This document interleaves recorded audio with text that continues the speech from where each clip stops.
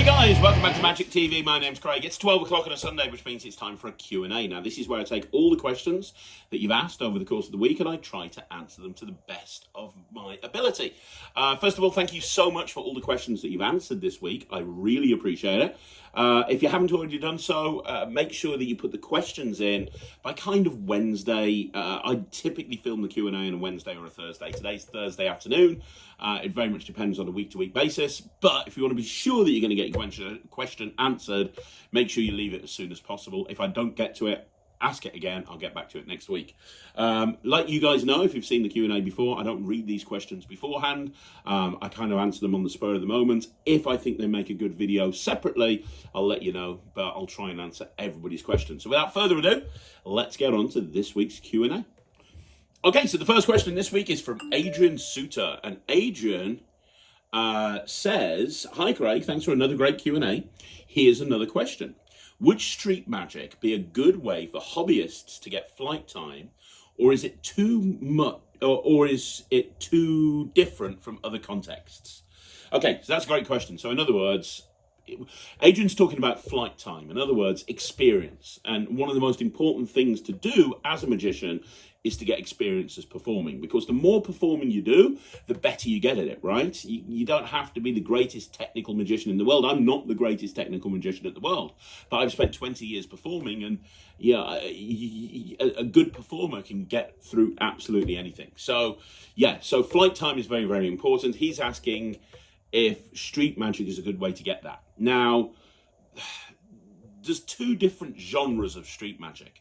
Back in the day, street magic used to mean street shows, or what we now think of as busking. People like Cosmo, people like Gazzo, people like James Hessler I interviewed on the channel recently. That's kind of a street show where you're building up a crowd, you're getting a whole bunch of people to watch you, and then you're passing the hat to make money, right?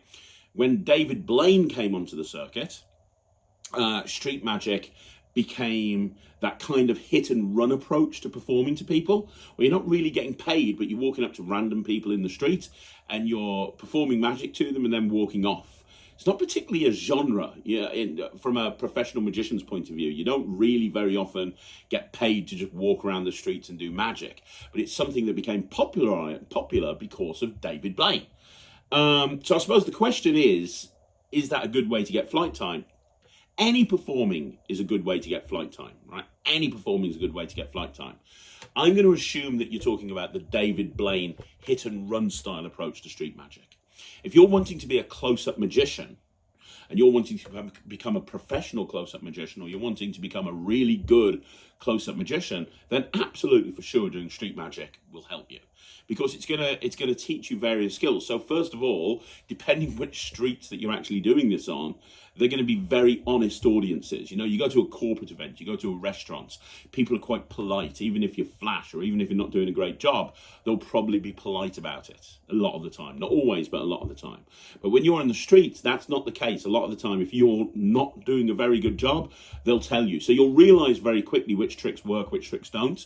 But the other thing doing hit and run style magic will give you is it will help you rehearse the approach, because the approach is so important. The approach to a group of people. It's the thing that a lot of close-up magicians, especially professional close-up magicians, they get let down by. That approach. How am I going to approach the group? How am I going to win people over? I've talked about this on the channel before. This is a very difficult thing to get right. If you think about it, you've got to walk up to a bunch of complete strangers that are having their own conversation, and within a few seconds, you've got to win them over and get them to want to listen to you. It's not an easy thing to do by any stretch of the imagination. So by going out and doing hit and run magic, it's going to help you with your nerves. It's going to help you, because I've seen close-up magicians at gigs where they're scared to go up to a group of people, and you can see them, they're psyching themselves up to go over to this group.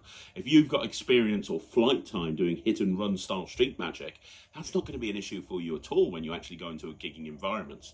In terms of street shows, that's a completely different thing.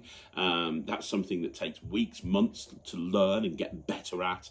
And that's probably a subject for another video. But in terms of what I think you're talking about, which is a hobbyist to get flight time, is street magic a good way to do that? Yes. Any experience that you can get performing to groups of people that you don't know because it's a world of difference performing to people that you don't know compared to friends and family. So any experience that you can get performing to people that you don't know is good, ultimately. Okay, so the next question is from Brandon Ivy, and Brandon said, last week on the Q&A, you mentioned your sponge balls routine you do in a kid's show, and you said it uses 3 balls. Yes, I watched that a while ago, and it was always in my head, but I didn't know how you did it or whose routine it was. Where do I get training for that routine? I love it. Packs flat and plays big. My sponge ball routine is getting uploaded on Monday onto the Netrix. It's my go-to routine in kid shows. It uses 3 sponge balls and it lasts about 10 minutes. And I break down step by step exactly how to do the routine and how to do absolutely everything. So if you want to learn that routine, and a lot of people have asked me, it's going up on the Netrix this Monday. So you can access it with the bronze level, or any level, to be honest. But yeah, you want to learn it, that's the only place it is. It's on the Netrix. Okay, so the next question is from David M. How are you doing, David? I hope you're well, my friend. You always start off your interviews by asking the magician their origin story. What's your origin story? What first attracted you to magic? And at what age did you start performing? And what were the first effects you got proficient with? Thanks very much. It's a very good question. And one day I will do I'm just turning my messenger off because it's making a lot of noise. One day I will do a full breakdown of my origin story at some point, because a lot of people have asked me about it. But let me break this down very, very briefly. Let me talk briefly. So your question is, what first attracted you to magic? What age did you start performing? What were the first effects you were proficient with? So I got into magic very late on in life. I was 18 years old. I was always interested in performing, but I wasn't particularly interested in magic. So I was 18 years old when I got into magic, and it happened when I was working at Butlins. Now, if you don't know what Butlins is, Google it. Butlins is a chain of holiday parks around the UK. There used to be a lot more, now there's just 3. And it's kind of like a holiday park is a place where you can go and stay for a week, and all the entertainment is provided there for you, for all levels, all families. There's nightclubs, there's bars, there's entertainment theatres, and it's run by redcoats. And redcoats are the staff that are there to help keep everyone entertained. And they're called redcoats because they wear a red coat. That's what Butlins is. So I'm working at Butlins, and I meet a magician, because there's a magic act that's there every single week. So I meet a magician. His name was Ulysses, and he was there every week, and I was watching him, and fell in love with magic at that point, and I thought, this is really cool. I could see myself doing this, and I pestered him, and he showed me a few simple tricks. And then I realised that, because I was working at the Skegness Butlins, I realised that there was a big market nearby, like a 10-minute walk down the road. There was a big market, and there was a guy there that was selling packs of cards, trick packs of cards. And so I went to this market, and I walked past, and I remember he was selling 3 trick packs of cards, one of which was a haunted deck, one of which was a blank deck, and one of which was a short and long deck. And he was demming all 3 of them, and he blew me away. And I bought all 3 of them. I took them back. It was my day off from Butlins, and I took them back to my little caravan thing, or chalet thing, and I just spent the entire day practicing them. And then I was performing them absolutely everywhere, to anybody who would pay attention.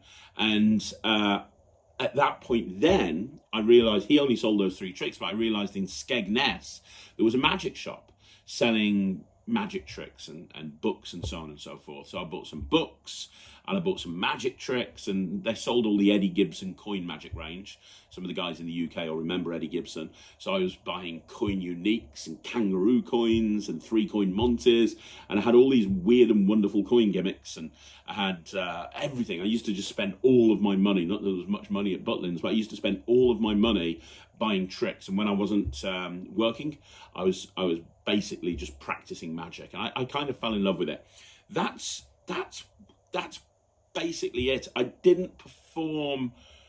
I wasn't doing shows as such. I was showing tricks to everybody all the time, but I wasn't really performing, and I got really obsessed with magic. And then I moved back to the Midlands to go to university, and when I was there, I realised that there was near me in Bloxwich, there was a shop that was a fancy dress shop, and he had a little magic counter, Green's Joke and Stage Shop. and he had a little magic counter there, but nobody knew what the magic tricks were inside this magic counter. Nobody knew. Like, they just, none of them were magicians. They just had this little magic counter. So I went there and we were like, yeah, have a look through, see what you can find. And there were some really good things there. I was like, why don't you push the magic? It's like, nobody knows how to do magic. So basically, I blagged my way into getting a job there. That's the long and short of it. I blagged my way into getting a job there. And all the way through uni, I basically just demoed on this. I demoed all of my stuff there, all of the tricks, which gave me a lot of experience at performing and so on and so forth to people that would come in the shop. And I had a killer Svengali deck pitch, an absolutely killer Svengali deck pitch, but I'd never really performed. The whole point was the thought of me performing was really, really nervous. I used to just get scared at the thought of it. So I was just a hobbyist, really. And then the guy that runs the joke shop, who's no longer with us, rest in peace, Jim, was part of the Rotary Club. And he said, why don't you come along and do a show at my Rotary Club? You're really good.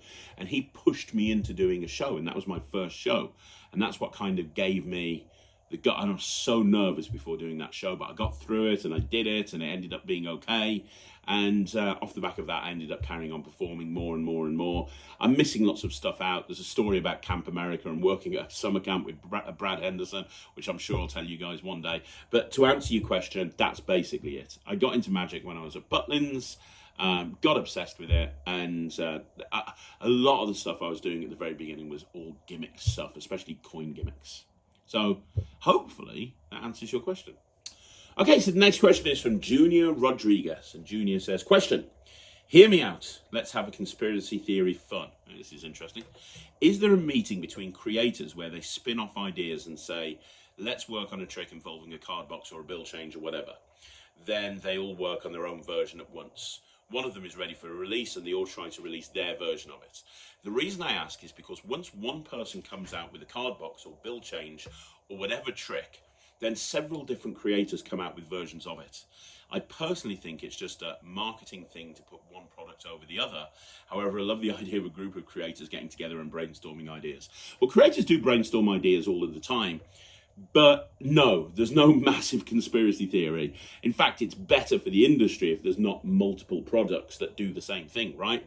But there can be one of two situations. Now, one very recent situation, which I think a lot of people are aware of, is literally on the same day, Illusionist bought out the Parson switch box and Penguin bought out the boom box, which in many ways is similar. I've talked on last week's Q&A about the differences, and I've ordered a Parsons box, so I can be sure specifically about what the differences are, because I'm going to do a review show special on the boom box, and I'm going to compare it to the Parsons box. So that will be coming soon, but that was a situation where I know I read on the Magic Cafe a post by Illusionist. Don't know if I can get on there. I read on the Magic Cafe there's a thread about the Parsons switch box, and somebody at Illusionist posted something. I don't know if I'm going to be able to find it, because I found this really interesting. Here we go. Davy Rocket Parsons switch box. Let's see if I can access this. There we go. Illusionist official. So they put on about it. Somebody asked a question: when did Illusionist become aware of the boombox and Penguin? And they put, we became aware of it about 2 hours after we released ours. It's very clear to anyone who subscribes to both newsletters what happened. Ours went out first after being teased 5 days prior, and Penguin put theirs out on pre-order, as they're essentially the same, to compete. Both companies have sunk money into the products, so then they were independently created and then need to get a return, blah, blah, blah, blah. Yeah, I mean, basically, here's the thing. I know that the boombox was being worked on at least 2 or 3 years before. I know that when I got involved in working with the boombox, the packaging had already been done, the units had been made, and the tutorial link had been created. Everything had been done. And that was 6 months before it got released, because I've been working on it for months on the routines. So I know that it's been there for absolutely ages. And the only reason they held off on it is they wanted to put a more complete tutorial together for it, which is why I got hired. So in the case of the Parsons switchbox and the boombox, Penguin brought theirs out, Illusionist brought theirs out. They both came out at the same time. There's differences between them. That's just how it is. That just happens sometimes, two routines that are similar.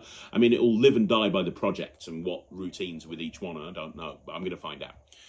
But there are other ways that this can happen as well. And I'll give you a perfect example. I was speaking to Sean Dunn at Penguin Magic, who's one of these guys who, Sean is amazing. And he is responsible for bringing a lot of stuff out through Penguin Magic. And when I was with him last at Magic Live, he said to me, you wouldn't believe the amount of submissions that we've had at Penguin for tricks that basically replicate the quantum deck, but use a different method. And he's not the only person that said this to me. I've had 2 or 3 other people in big organizations, big production companies say to me, oh, we've had submissions for a different version of the quantum deck that uses a different method. Some might be a download where it's a version without a gimmick, but some are gimmicked versions but gimmicked in a different way, or some of them are gimmicked in the same way but slightly different. And I think the reason for that, and it's like between these various different companies, I'm aware of about 15 different submissions that is basically the same effect as the quantum deck, which is a blank deck of cards. Someone names a number, you deal down to that number, and the cards are that number, right? The reason that's happened is because the quantum deck was very, very popular. It became, at the time, Lux, I think, has outsold it, but it became, at the time, the fastest selling product for Murphy's Magic ever. Like, it sold out on pre-sale. And everybody was talking about it. It had like a 50, 60 page thread on the Magic Cafe. Everyone saw how popular it is. So what's happening here, it's not a case of independent creation. It's a case of the quantum deck came out, and now all of a sudden, everyone's going, oh, that's a really popular trick. Let me work on my version of it. And they've taken the quantum deck, they've looked at it and they've gone, well, that's really good. Let me see if I can work on my version of it. I can sell that. And then I can have like a better version of the quantum deck. So that's an example of, because you said it in your question, didn't you? Let's go back to your question. You said it in your, where is it? I'm clicking around all over the place. Here we go. So you said, everyone seems to release their version of it within a few months. And that's the case. So in the case of the quantum deck, that's come out. We're now like 3 months after the quantum deck's been released, and we've got tons of people submitting their version of the quantum deck to various different production companies. Now, if every production company says yes, they're all going to release those at the same time. So you're going to get a deluge of like quantum deck versions of the quantum deck that's basically the same thing. Blank deck, name a number, boom, that's the card. At the same time. So it's going to feel like there's so many tricks coming out with blank cards, right, that are basically the same effect. But it's because they've taken inspiration from the quantum deck. There's also something you need to consider, which is there's certain plots in Magic that are just always popular, and you're always going to have people create versions of that. So, for example, how many different versions of the mystery box have we seen? We've just had Party Time come out by Adrian Vega, which is a mystery box in a shot glass. When I released Chop, I included a version of a mystery box there with a cardboard cup. There's so many different versions of mystery box that come out all of the time. People constantly working it. It's the same with ACAN. Many, many years ago, it was self-levitations. There's certain tricks that they just come out again and again and again, and there's always new versions of them, right? So to answer your question, there's no conspiracy theory here. It's not like companies are trying to get together to release the same version of a trick at the same time. In fact, exactly the opposite. Using the boom box and the Parsons box analogy, they're going to affect sales, I imagine, because you're going to pick one or the other. Maybe if you're a Penguin supporter or a Craig Petty supporter or a supporter of those companies, maybe you'd go with Penguin. Maybe if you're an Illusionist supporter, you go with Illusionist, but you're probably not going to get both of them. So it's not necessarily a good thing if two tricks come out at the same time, that the same thing, but it can happen. So hopefully that answers your question. But if it doesn't, ask down below and I'll clarify it a bit more. Okay, so the next question is from Tony Ayasomath, something like that. I totally butchered your name. I'm very sorry. And the question is, how old was Ryland when he started learning magic, and what age do you recommend teaching a child that's interested in magic? I get lots of questions like this. How old should a child be before they learn magic? How can I get my child interested in magic? What do I do to get my child interested in magic? You've got to... Here's the thing. Ryland, you can't force a kid to be into something. You just can't. You can't force a kid to be into something. They've got to actually be into it, right? One of the reasons that Ryland's become so good at magic, one of the reasons he puts a video up almost every single day on his Instagram, and one of the reasons he did BGT is because he genuinely loves magic, right? He just genuinely loves magic. You can't have a child, you can't force a child to love magic. Because what will happen ultimately is they'll just lose interest in it. That happened to me when my dad tried to make me interested in air modeling. I just wasn't interested and I switched off. And ultimately it affected the relationship between me and my dad a little bit. And the thing with Ryland is he's just always loved magic, right? And so to answer your question, you know, there's got to be an interest there to begin with. There's got to be an interest there to begin with. Now, Ryland is kind of almost very lucky in that he's part of a magical family. So magic happens 24/7 in our family. You know, both myself and Sarah run an entertainment company.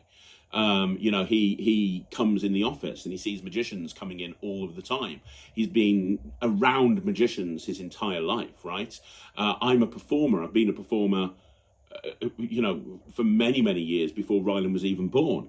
And right from a very early age, Ryland would come out with Sarah and the kids. If I had a public show or something, or I was working at somewhere where it was a public show, they'd come along and watch. You can watch a lot of the early videos on various different videos that I put out over the years, and you can see Ryland there in the audience. So he's always been a part of magic. He's always also been around performers. So for him, it's not nerve-wracking going out and performing on stage because it's something that he's just always done. How can a 9-year-old go out and walk on BGT in front of thousands of people and millions of people at home to be judged? Well, it's just because to him it's second nature. It's something he's always done, right? So how old was he when he started learning magic? Realistically, I remember him doing his first trick at the age of 2. He was picking up a coin and he was vanishing it. And I've got a video of him trying to vanish a coin by putting his thumb on it and trying to vanish a coin.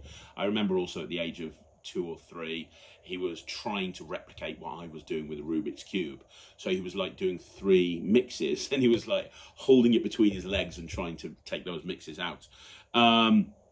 But even before that, even like, I know it sounds ridiculous that at the age of 1 he was practicing magic, but he was trying to copy what I was doing.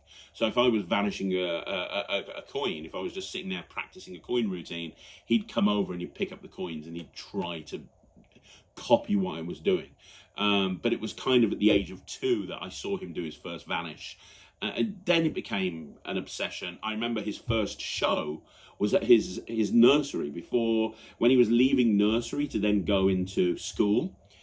He did a half-an-hour show at his nursery for all the kids to say goodbye. And he did a half-an-hour show and he had colouring book in there and silver scepter and all that sort of stuff and linking rings. And then he did his first corporate show, I think, at the age of 5, and that was in front of about 1,000 people, and it was with me on stage with him, obviously. And he's just carried on performing ever since then. He's carried on learning magic ever since then. I think that doing the review show has made him a more confident performer. If you look back at the first review show we ever did, he's completely different to how he is now. But you know, how old should a child be? Really, when they start showing an interest.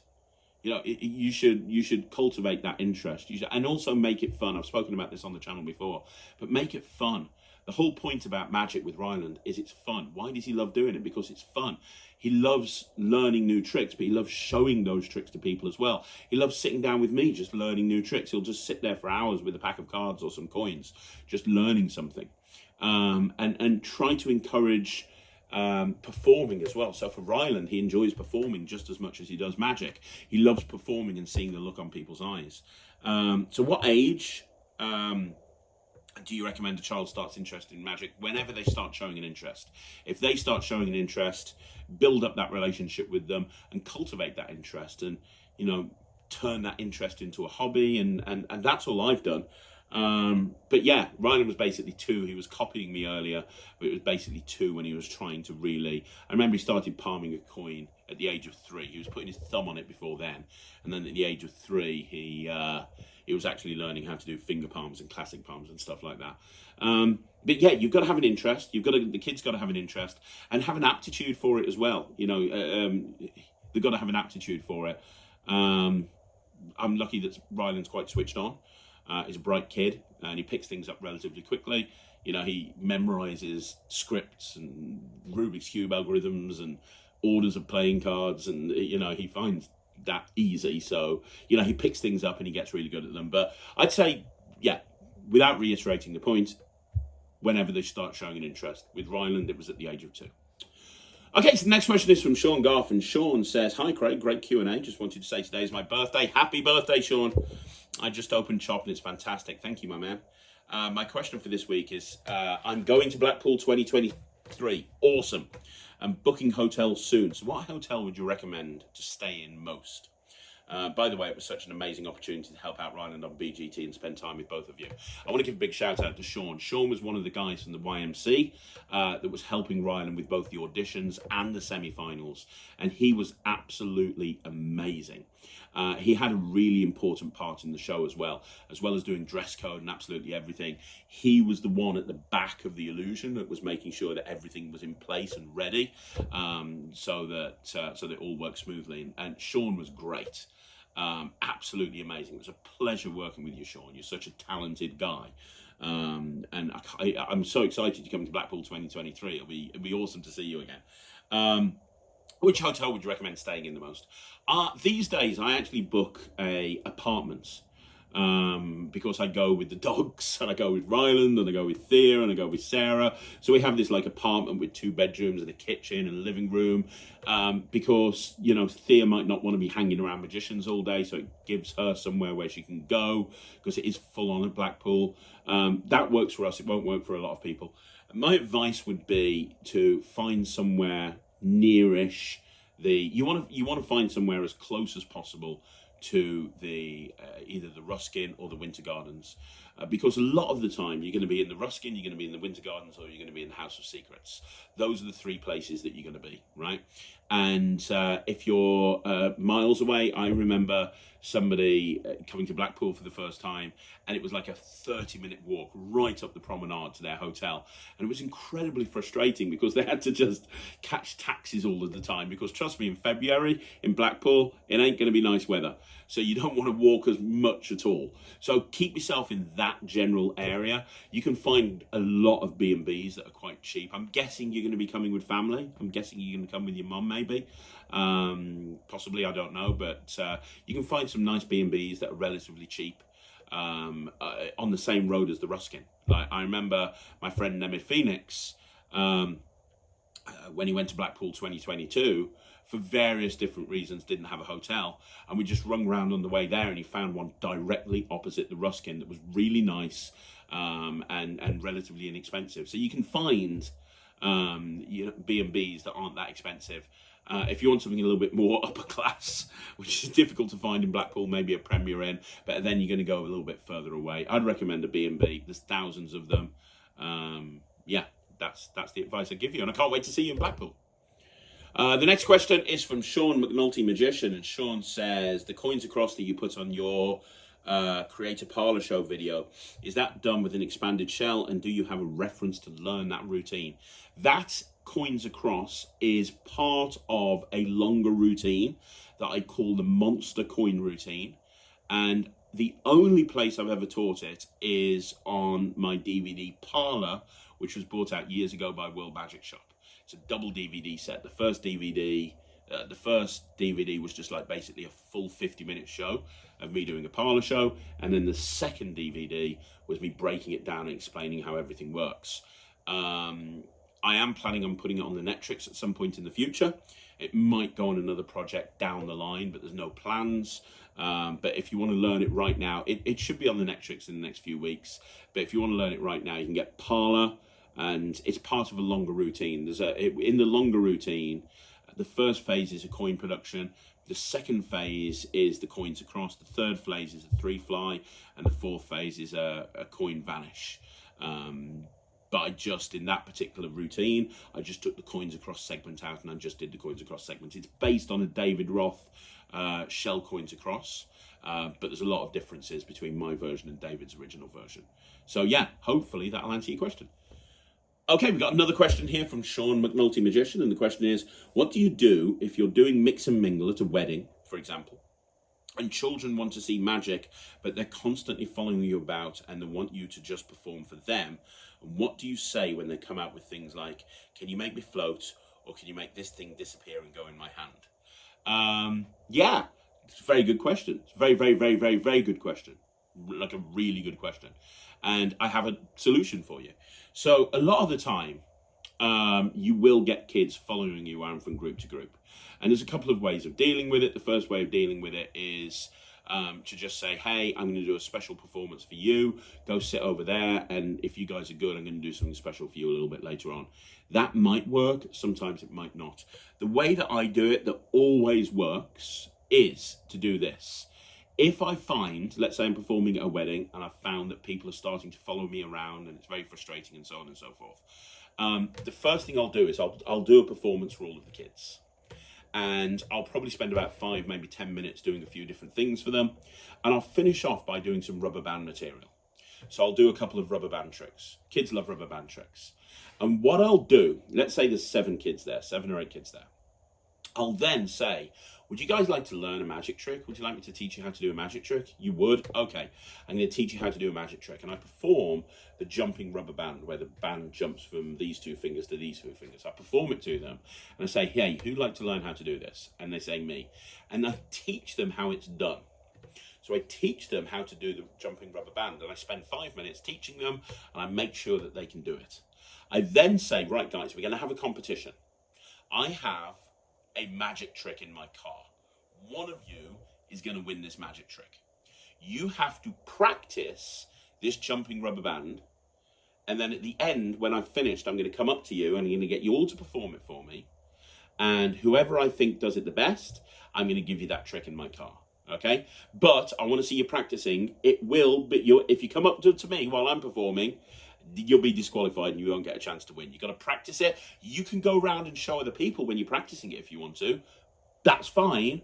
But at the end, when I call everyone over, one person's going to be the winner. Who's going to be the winner? You. Oh, you're all going to be the winner. Well, only one person can win. Right, you know how it's done. Here's an elastic band for you. Here's an elastic band for you. Here's an elastic band. Here's an elastic band for you. Go. Now, what's going to happen then is they're going to be in a group of themselves practicing the trick, and they're probably going to spend a few minutes practicing it. Then they're going to go over to the parents. They're going to show the parents. And then they're probably going to go around and show other people as well. I love when that happens. Because don't forget, I've been booked by the client to entertain everybody. If they can see the kids have learned a magic trick and are going and showing everybody else at the wedding, I think that's a great thing. That's a win. It shows that they're really enjoying what I've done for them. It shows that I've taken time to teach them a simple trick. And a lot of the time, I make sure that they can do it really well, so it will actually fool the adults. And then at the end, I just have I just have a little bag of prizes, some cheap magic sets in there, like a couple of things that I got from Jarroys of London. I've got a big bag of giveaways from when I do kid shows. So I, at the end of the night, I just make sure when I take my case back into the car, I make sure I've got one of these things. I get them all to show it to me. I'm like, man, that was you. Well done. This is your prize. The instructions are inside. Give them a big round of applause. Boom, boom, boom, boom, boom. And then that's it. That deals with it completely. It gets them out of the way, it gives them something to do, and it means that you don't have to worry about it. It's why I love rubber band magic so much. In terms of stuff like, can you make me float, or can you make this thing disappear and go in my hand? Kids come out with outlandish stuff like that all the time. Can you make me float? It's just like an off-the-cuff thing. Can you make me float? Yes, but unfortunately, I'd need a crane to lift you up. I haven't got a crane with me, so I'm not going to be able to do it today. Just whatever, some funny line. Can you make this thing disappear and go in my hand? If it's small enough, like I've had that with like knives and forks and pepper pots and salt pots or whatever. If it's big enough or small enough and I can palm it and do a vanish, I will. I'll say, no, I can make it disappear and go behind your ear though. There you go. And they're like, oh my gosh, that's amazing. But if it's too big, if you can't, can you make that lamp disappear and go into my hand? I'd be like, no, I can't really do magic. It's got to fit in my hand. Don't be silly. And it's just about being personal with them. But if you want to know how to deal with it so they don't follow you around, get into rubber band. Okay, we've had several questions about various videos I've done and wanting updates on them. So Sting says, could you do a review show special on your 10 favorite magic channels on YouTube? Yes. Pepsi Addict says, I've just watched your close-up case video. I'd like to see an updated version. Absolutely, I'm planning on doing it. Somebody's asked about so all these different questions. Yes, whenever anybody asks something like this, I make a note of it, and when I have time, I put that video together. The specific one about the 10 favorite magic channels on YouTube, that's something that I'm actually ready to film, so you'll be seeing that very soon. Okay, so the next question is from Sean Undertrack, and Sean says, any recommendations on impression devices? Your opinion on traditional versus electronic high-tech devices? Thanks. I've never really used an impression device, really. I've always favoured peak devices. There is a side note to that I'll go to in a bit, but generally when I'm performing close-up magic, I've always preferred peak devices, because with an impression device, I think it's great if you're doing like something like pre-show, because hey, take this pad, can you write it down? Great, hold on to it, don't let anyone get to it, that's great. But in a real-time performance of close-up magic, you know, I've got to get them to write it, take it off, and then I've got to take it back and peak it, and it, for me, I've just always preferred using a peak device where I can just like literally get the peak as I put it away and there's less faffing around. So I've never really used an impression device. For a long while when I was doing a double act with Russell Leeds, Russell had this bit in the show that was based on pre-show. He did have a impression device. He would go out and get them to write a word down or something, and he'd get them to hold it, and he'd come back and he'd see what the impression was. But you know what? It failed a few different times. It failed a few times, which made me even worse against using it. Do you know what I mean? However, I haven't got, well, I have, not really. I would be more than happy to use a Mind Buster pad, or especially specifically a Mind Buster Mini. I'd be more than happy to do that. I don't think it's necessary. If you don't know what that is, that's like an electronic pad that sends it through to your phone or to a screen. I think that's great for stage work. You know, if you're a stage mentalist and you're wanting to get a peak, rather than using a peak device, if you can like go into the audience, give somebody a pad, get them to write something down, they hold on to the pad, you go back up on stage, you're getting something out of your case, and as you do, you just look at what they've written down. I think that's great. I think that's absolutely amazing. If I was doing mind reading on a regular basis on stage and I wanted a really clear way of getting that information, I would absolutely use a Labco Mind Buster, 100%. As it is, I don't have that requirement. I'm not a mentalist, but I think that's probably the best version of the impression pad. I know that, you know, some people say don't use electronics. I've got no problem using electronics. Will they fail occasionally? Yes. I've never seen electronics that don't fail occasionally, but I think it's worth it. You know, you've got to take that risk into account, but for the rare time that happens, I think it's absolutely worth it, because generally electronics will give you a much clearer and cleaner way of doing what you're wanting to achieve.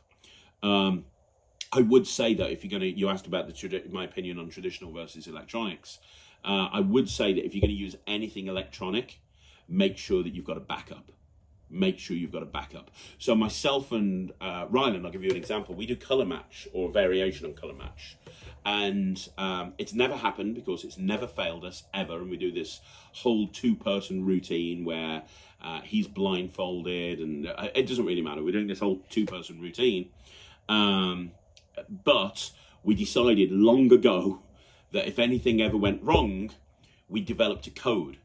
Like a very simple code, so I could cue him, because he's the one with the receiver, I could cue him the information. So if the receiver doesn't work, I'm able to cue him the information, which is so much better, because it means that I'm never going to have to worry, because if the electronics fail, and he knows they fail, and I've known them failed, we've got a backup, right? So always make sure if you're using electronics that you've got a backup.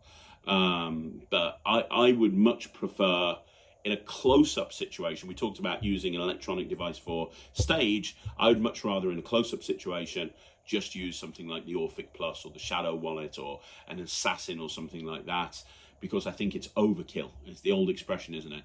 He went to, he went to try and kill a fly with a machine gun. It's the same sort of thing, right? It's overkill. You don't need to go down that route. There's much cleaner and cleverer ways to achieve the same thing. So hopefully that answers your questions about my thoughts about traditional versus electronic and impression devices. So the next question is from Sebastian Perrin, and Sebastian says, "Hey Craig, great video, thanks. Is the boombox better than the M case? I need your advice to know which one or that I should buy."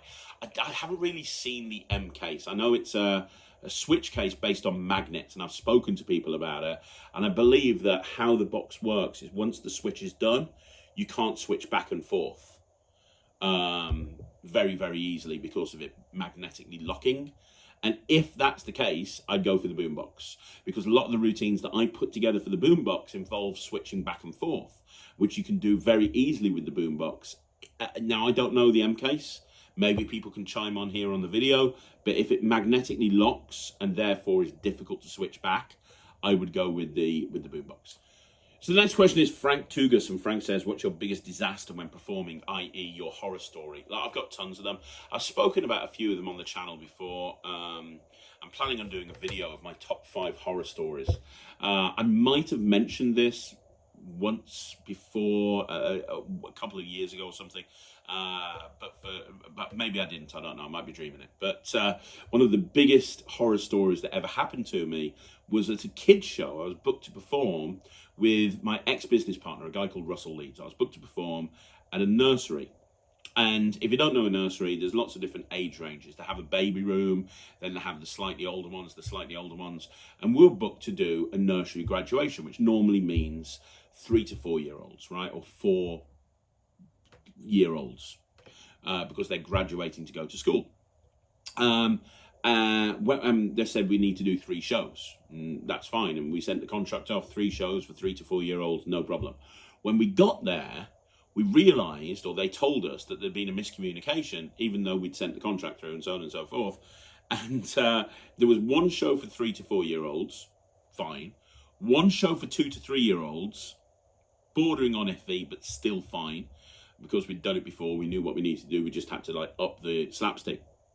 Then there was going to be 1 show for the babies from sort of 0 to 1. That was the age they said to us. They said 0 to 18 months. And I was like, I remember saying to the client, but what? How are we meant to do a show for 0 to 18 months? Like, they can't even speak. To them, everything is magic. I could go sit in the corner of the room and switch the light on and off for half an hour, and they think it's magic because they don't know how the world works. How is that? How? And they were like, well, that's what you've got to do. That's what we're doing. And so the first 2 shows went great. And then we had to do this baby show. And we set up in the room, and then the babies came in, and all of the staff were sitting down with the babies. And they couldn't even stand. They just couldn't even stand. And I was standing there with Russ. And it was a very slapstick show. I was like, we're just going to have to go for it. And we're just going to have to see what happens. And he was like, I don't want to open the show. I'm like, okay, I'll open the show. So they're all sitting down. The babies are there. They're on the lap. They're not paying us any attention whatsoever. And I made the mistake of just going, hello, everybody! Almost like a very Mr. Tumble. Hello, everybody! And instantly, I've got a loud booming voice. Hello, everybody! Instantly, and I mean instantly, every single child started crying inconsolably. Like, all of them at exactly the same time just started crying. So I'm looking at a room of God knows how many babies. They're all crying. All of the staff are trying to stop them crying. And I'm just there. And I go to look to Russell, and he's nowhere to be found. Like, he's gone. And then I kind of see his foot sticking out from behind the table. We had a roll-on table at the time. So I go over to the table, and I look behind the table, and there's Russ bent down, laughing his ass off, uncontrolled. He couldn't stop laughing. I'm like, dude, what? He's like, I can't. He just found the whole thing hilarious. And it just went. I mean, that was the high point of the show. It then went from bad to worse, and it was absolutely terrible. It was the worst show in the world. I think we ended up giving up after about 10 minutes and just trying to make balloon models for the rest of the time. It was a horrible show. It almost put me off performing magic for children, to be perfectly honest. It definitely put me off performing magic for younger children for a very long time. Yeah, I mean, I've got hundreds of horror stories, but that one, at the time, I just wanted the ground to swallow me whole. And my friend that I was doing the show with was absolutely no hope at all, and just like couldn't breathe. He was laughing so hard behind that box. So there you go. It was not a nice situation, but I got through it. Okay, Douglas Carr says, do you have any updates on the Destination box by John Allen? Do you have any inside information of when it will be released again? It's available. It's now available. He bought it out at Blackpool, at the Blackpool Magic Convention. And I believe it's on his website. I am going to be doing a review show special on John's stuff soon. But yeah, it's available. It's there. You can go get it right now, I believe. Just go onto his shop. If it's not there, drop him an email. I know he had them at Blackpool, and they're much better than the originals. So yeah, they're available. Go find them. Go. You can get them from him now. Okay, so the next question is Rob Magic 101, and Rob says, hi Craig, I'm a member of the local Magic Society, and it came up at one of our meetings, how to attract more members, especially members of the younger generation. I was wondering how you would go about attracting these members of the younger generation, or generally more members to a society. It's a great question, and I think the thing is, what you would have to do is you would have to model your Magic Society on a networking event, a business networking event. I go to a lot of business networking events, less now than I did in the past, but there was a time when I used to go to them almost every single day. And the whole idea of a business networking event is, in order for that event to grow and therefore become profitable, they need to have as many members as possible. And how do you get members? By bringing in visitors. And one thing that business networking events do really well is they understand that they only have one chance of converting that visitor into becoming a member, because if they don't have a good experience, they're not going to come back, right? So they have somebody there at the business networking event that's there basically to look after visitors that are there for the first time. So they'll have a list of all the people that are arriving as a visitor. They'll be there when they walk in and they go, oh, hi, are you Craig? Nice to meet you, Craig. I'm James. Welcome to this business networking event. How you doing? Can I get you a drink? Oh, fantastic. Okay, no problem. Yeah, let me introduce you to a few people. What business are you in? Oh, you're in construction. Oh, let me introduce you to this guy. He's a landlord. You might want to connect with him. Let me speak to you about this one. Do you know the format of the meeting? Let me go through the format of the meeting. And they literally try to make the experience as awesome as possible, so that person feels like, yeah, this is somewhere I feel like I belong. This is somewhere where I feel I can get business from. I'm gonna join. I'm gonna become a member, right?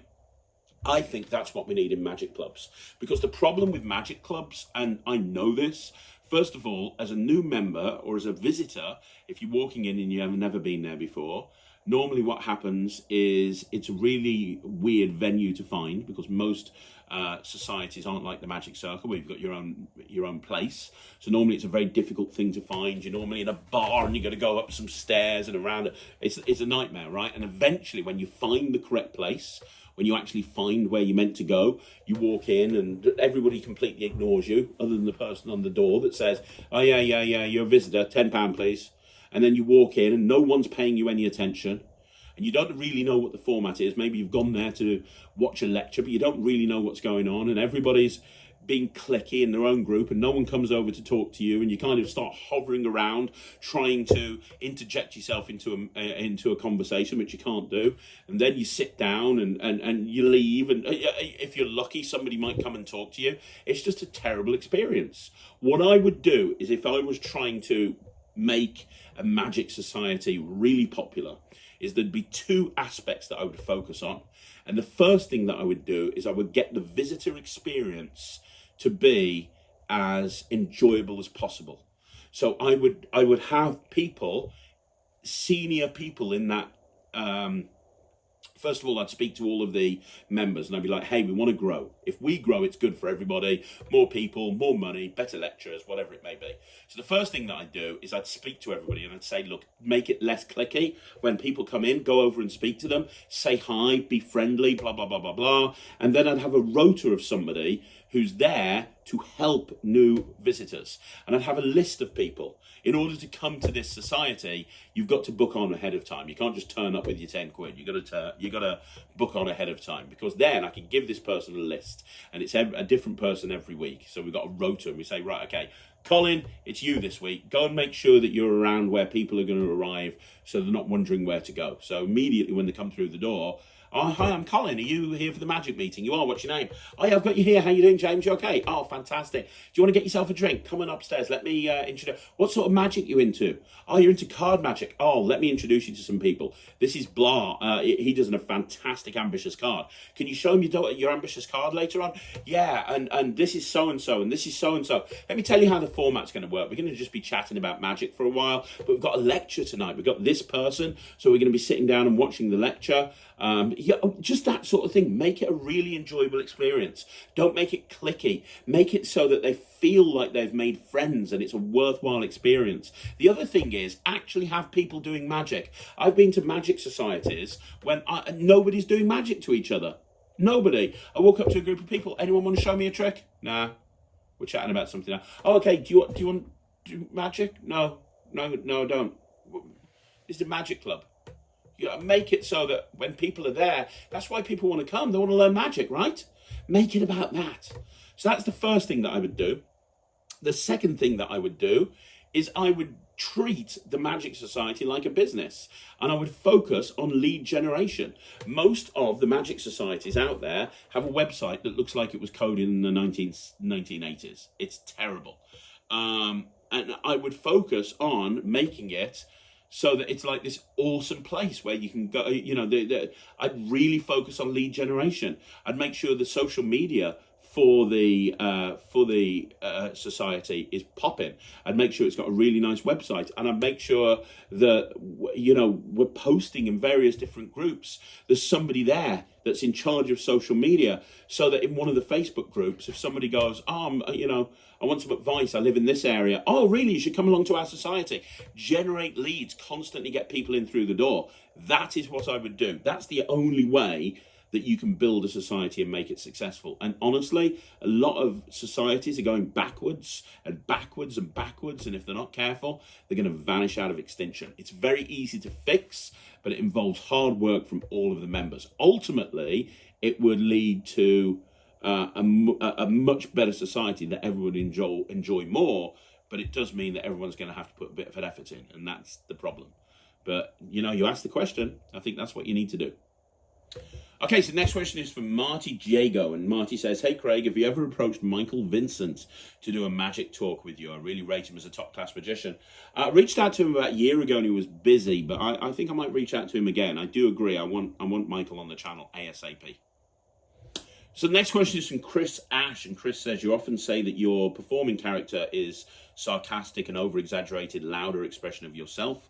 How would somebody who's very introverted create their own performance persona when where they want to share magic with people outside of their typical circle of friends and family?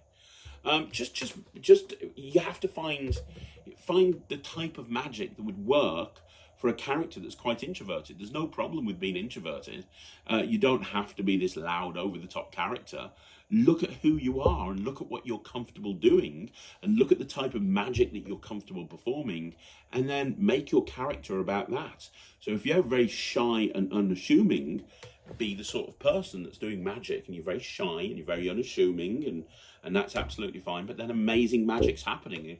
That would probably be even more amazing. You can't be somebody who you're not, right?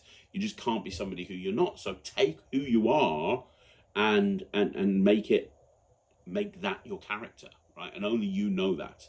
Now, that's what I would say. I'm doing an interview very soon with somebody who's not a magician, however, is somebody who has spent their entire life as an acting teacher, a very top acting teacher, who specializes in character development. And I'm going to be interviewing them soon to speak about this specific subject, because a lot of people have asked about it. So look out for that interview on the channel soon. But yeah, long story short, just go out there and perform. Don't look for reasons to not go out there and perform. Oh, I can't perform because I haven't figured out my character. You'll figure out your character when you go and perform. Yeah, as you perform and you see the reactions from people, you'll know what's right and what's not right. Yeah, that makes sense. So the next question is from Seth Howard, and Seth says, I haven't heard too much about this, but I was just thinking, with so many tricks being digital downloads, is piracy a big problem in the magic community? Yeah, it is. It is, and it's why so many production companies are looking for physical products now, because when you have a physical product, you can't. What's the word I'm looking for? If you have a physical product, it's difficult to pirate. Because if you've got just like a download, it is so easy to pirate and just get out there so that anybody can access it. But if you've not got a physical product, if you've got a physical product, it's less easy to pirate, if that makes sense. I'm going to do a video on piracy at some point because it annoys the hell out of me. I see that something comes out and within like a day or two, it's available for a millionth of the price, and it's the sort of thing that's going to stop creators ultimately from creating.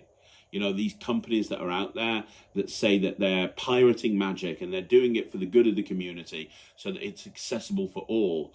Well, you know, those are the people that are causing creators to not want to create. You know, something that might have taken a year to workshop and develop and get to a point where it's all of the kinks are being worked out and they finally release it. It can be very disheartening if a day or two later it's on a Chinese knockoff website for a millionth of the price. It's really frustrating. It's really annoying. I know that Josh J and Andy Gladwin and the Vanishing Ink team are really kind of trying to do something about this at the moment, and they have done for the last year. I know they talked about it at Magic Live. It's something that they're really hoping to kind of nip in the bud. But, you know, if nobody in the Magic community bought these rip-off products, then it wouldn't be an issue at all, because they just wouldn't be a market so they'd stop. But unfortunately, that, you know, it's out there. So, I mean, the best piece of advice I can give you is, if you know somebody who buys pirated downloads of Magic, have a word with them. You know, speak to them and say, look, this isn't helping the industry. This isn't helping encouraging creators to create more Magic. That's the advice that I would give. Okay, so the next question is from Darren Bain, and Darren says, hi Craig, love the channel, plan to sign up to the Netrix soon. Awesome, yes please. Huge congratulations to Ryland for his BGT performances. My question is, some time ago you mentioned you have done a video with ideas for the WoW gimmick. Will you be putting this video on the channel anytime soon? Yes, it's coming in June, 100%. It is coming in June. Look out for it. It's already half filmed.